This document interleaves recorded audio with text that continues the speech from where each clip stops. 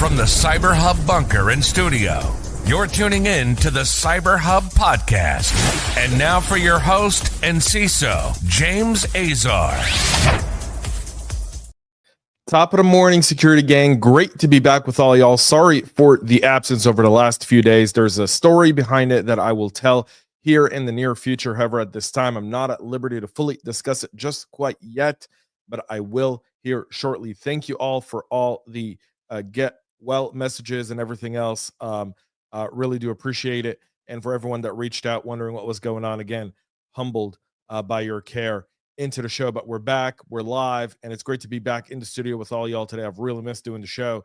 So without further ado, let's get into this morning's show because we've got a lot to talk about. CyberHubPodcast.com. You can catch the latest and greatest today at 3:30 p.m. If you're not at RSA and you want to know what it's like, my good friend Andy Ellis is going to be on the floor. The legend, Alan Alford, will be joining us. Alan, wherever he is, I'm in the studio. And Andy's going to let us know, do we really miss RSA? All of that today at 3:30 p.m. Eastern, live right here on YouTube, LinkedIn, Facebook, X, everywhere you get our content. So make sure you tune in to that. If you're feeling you have FOMO, Andy might either feed that FOMO or make you go, I'm not missing much. So with that being said, let's join me this morning for a coffee cup cheers and good morning for our LinkedIn user here from Atlanta. Coffee cup cheers, y'all. Good espresso. Perfect audience and a lot of cyber news. Here we go. The SAP ZeroDay now is potentially impacting over 10,000 applications that are already being exploited in attacks for code execution. CVE 2025-31324 has a CVSS score of a perfect 10. The security vulnerability is described as the lack of proper authorization or a missing authorization check in the visual composer metadata uploader component of the SAP NetWeaver, which is commonly used in millions of applications across the world. The bug allows an unauthenticated agent to upload potentially malicious executable binaries that could severely harm the host system, according to NIST. SAP updated its April 2025 Security Patch Day advisory to include a security note addressing the NetWeaver vulnerability. The flaw was discovered by ReliQuest during an investigation into an intrusion at multiple customers, including attacks on systems that had the latest SAP patches installed. So if you are an SAP shop, which many of you are or aren't, if you are, you want to make sure you get this patched up. If you're not, you want to make sure you're identifying in your supply chain who uses SAP. So a few ways to go about this. If someone is critical in your supply chain, you should know kind of the technological framework by which the solution you're on. That should be something that's part of your TPRM, third-party risk management. What kind of framework are you using? Are you AWS? Are you Azure? Are you SAP? Are you building on NetWeaver? All of those. Like that should be something you have. Additionally, your third-party scanning tools, you know, the ones that we all complain about, but then rely on in situations like this, they should be able to give you all of the latest information, whether or not that vulnerability exists within the IP range and domain and subdomain network of your vendors. And so what we're seeing over the last several years is a lot of these breaches don't happen at the source, they happen at a third party. So there's a 0-day, a third party is able to take advantage of it, and then that expands to thousands and thousands of customers downstream. That was SolarWinds, that was the FTP ones as well. So I say that by saying, if you don't use SAP, don't just take okay, we're not an SAP shop, great. Your supply chain, some of your critical vendors could be, and you want to make sure you're asking the right questions right now to ensure they're patching, or you can use mitigation on your end to limit any downstream impact to your business. So that's critically important. So obviously we've been off, and Spain and Portugal and part of South France have all had electrical outages. They're saying it's a solar flare up. I'm not buying it. Call me skeptical of that. Specifically based on like the geographical range, it doesn't make any sense to me, but that's just me. All right. Nova Scotia Power, though, in Canada, and its parent company, Omer, said a cyber attack affected parts of its Canadian network and servers, supporting portions of the business. Now, this isn't an OT attack. This isn't an OT attack. This appears to be an IT attack against the company that paralyzed their IT operations. Very similar to what happened at Colonial Pipeline, which is kind of like the energy attack go-to for many people in cybersecurity. Rarely do we see cyber attacks on OT. They do exist, obviously.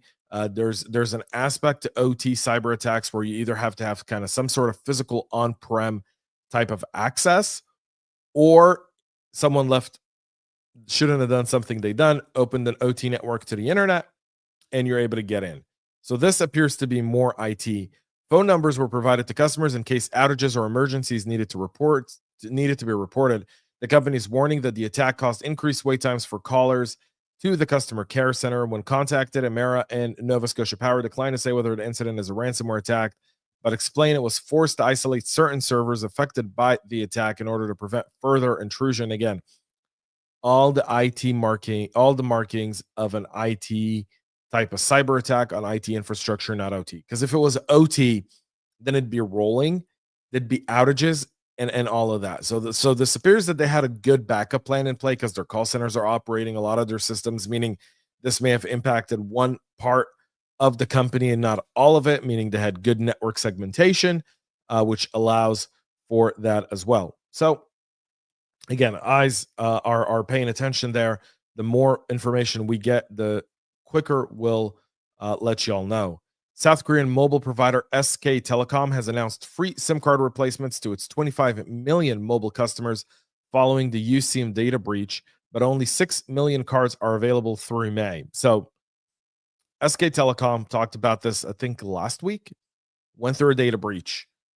Part of what they went through, that's about 11 days ago, they saw malware running on its network, and they were worried about SIM swap attacks, etc. So now they're updating everyone's SIM cards, but they don't have enough SIM cards to deal with it. And again, that goes part in preparation, part and parcel of a good business continuity plan. When you have a good business continuity plan, then you know what you need. Now, do you know the scale? No, you don't. And this is an unprecedented scale. I think T-Mobile had 5 different data breaches and never saw them switch out SIM cards unless someone walked into a T-Mobile store and said, I want my SIM card switched out.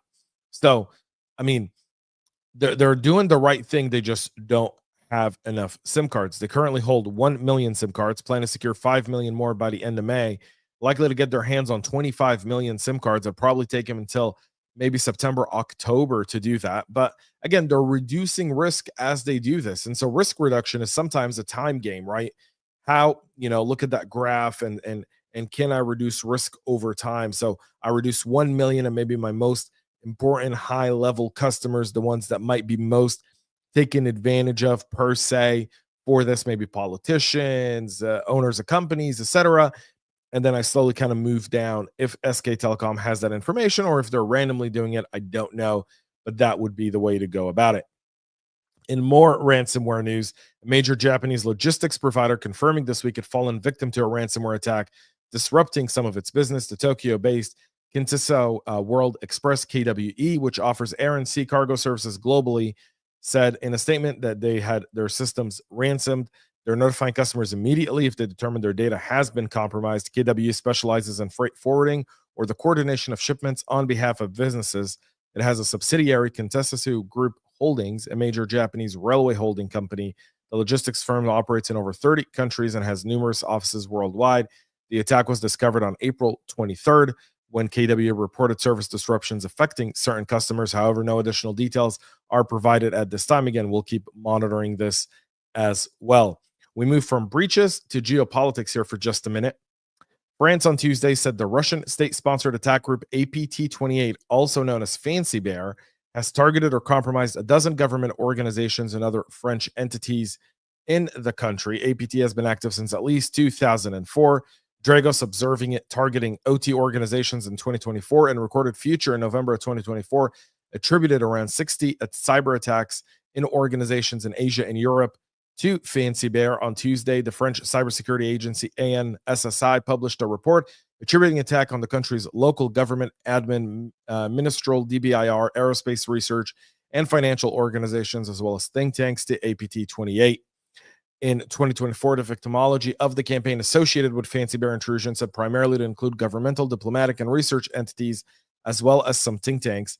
Together with France's Cyber Crisis Coordination Center, the cybersecurity agency identified various infection chains that the APT has used in espionage campaigns, which has been adapted based on the targeted entity. So they're now warning around Roundcube email servers, sending phishing emails to distribute the headlace backdoor using OceanMap Stealer variant, and launching phishing campaigns against UKR.net and Yahoo users. So again, Russia is moving, and France has the Russians have a bone to pick with France over the whole Ukraine mess, and so the Ukraine war. I shouldn't call it a mess, but and so there's that there, and Russia isn't just going to let that happen. Apparently, cyber warfare is very kinetic for Russia. It's very, very strategic because they realize there's very little retaliation. And then specifically when you target the French, there's literally no retaliation, as we historically know. So there's that aspect there as well. Threat actors are intensifying internet-wide scanning for Git configuration files that can reveal sensitive secrets and authentication tokens used to compromise cloud services and source code repositories. In a new report from threat monitoring firm Greynoise, researchers have recorded a massive spike in searches for exposed Git configs between April 20th and 21st of this year. They observed nearly 4,800 unique IPs addresses daily from April 20th to 21st, marking a substantial increase compared to typical levels. And again, what that indicates is that there's some vulnerabilities, there's something out there that someone was scanning for because they had a window. And so that just kind of shows you. Developers or companies that deploy web applications without correctly excluding .git directories from public access and inadvertently exposing these files to anyone. In October of 2024, Sysdig reported about a large-scale operation named Emerald Weld. We talked about it here on the show, which scanned for exposed Git config files, snatching 15,000 cloud account credentials from thousands of private repositories. If you're not managing your DevOps process effectively, you're always going to have these issues. You ought to be managing this stuff effectively, meaning you got to be scanning your Git, you got to be scanning for secrets. That's got to be part of your merge request. All of these scans have to be there. And if they're not there, you're really missing the 8 ball and you're letting yourself get out there. So there's that. We'll continue to China. And how far will China's President Xi Jinping go to achieve his stated desire for the year 2049, which is an important year for China? It's 100th anniversary of the founding of the communist regime in China. And Xi Jinping has announced his intention for the great rejuvenation of the Chinese nation. It includes modern socialism within China and ensuring China and the Chinese culture has a rightful place in the world's method include technology self-sufficiency, global influence, military strength, and the peaceful reunification of Taiwan and economic prosperity. I love that. Peaceful unification. They keep flying their jets and threatening Taiwan with war. Yeah, that's peaceful. The way China kind of wraps stuff up here is unbelievable. And the way some people buy into Chinese propaganda blows my mind.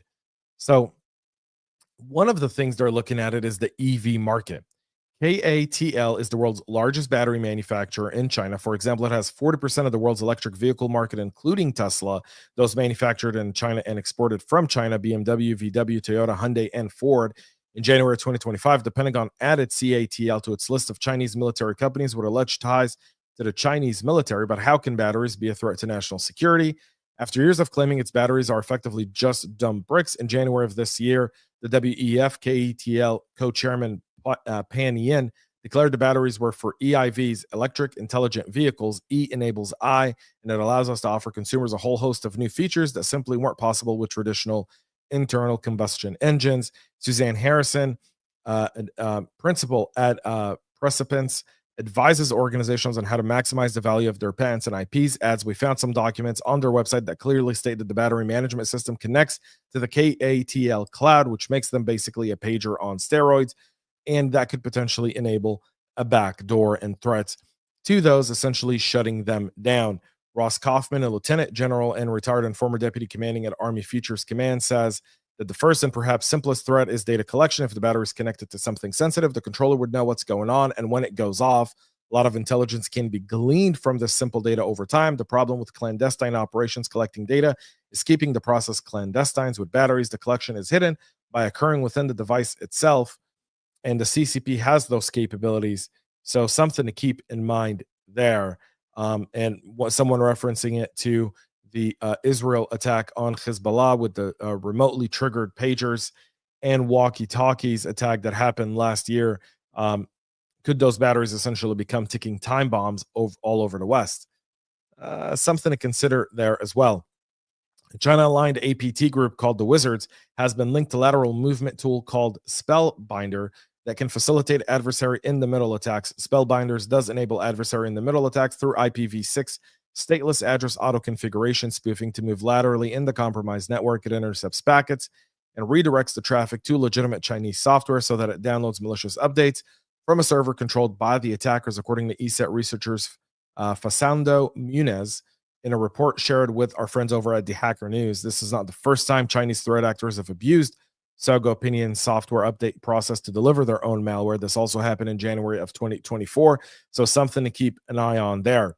Chrome and Mozilla announced the promotion of Chrome 136 and Firefox 138 to their stable channels, patching over a dozen vulnerabilities, including several high-severity bugs. So you want to make sure you get that out there. And Google said it saw hackers exploit fewer zero-day vulnerabilities in the wild in 2024 than they did in 2023, the company attributing the decrease to improvement in secure software development practices. Still, Google says it's a slow and steady decrease rate, but it needs to become more. Zero-day exploits in internet browsers and mobile operating systems fell drastically, the company said, decreasing by about a third for browsers and about half for mobile devices compared to what we observed last year. On the other hand, cyber threat actors are quickly pivoting to platforms that they believe will be more poorly maintained and less secured. So, Avanti, if you still use Avanti, you glute for punishment. Rip it out. Replace it with a SonicWall. Seriously, it's better. Can't believe I'm saying it. Google researchers also noted that exploitation of these products compared to end-user technologies can more effectively and efficiently lead to extensive system and network compromises. All in all, the government-backed cyber espionage operations accounted for the 29% of attributed zero-day exploitations in 2024. Google found with spyware firms taking second place at 23.5%, meaning that the two groups combined for the majority of exploitation for the first time. Google found as many incidents of North Korea exploiting zero days as it did incidents of China doing so. So North Korea obviously catching up there. That's it for our show this morning, 3:30 p.m. Eastern. Today, we'll be back live right here with Andy Ellis, Alan Alford, and the RSA FOMO hallway show. Make sure to tune in. It's going to be a great, great time. Can't wait to see y'all then. Until then, have a great rest of your day. And most importantly, y'all, stay cyber safe. We love feedback, so make sure to connect with us on social media and subscribe to our podcast on your favorite podcast listening platform.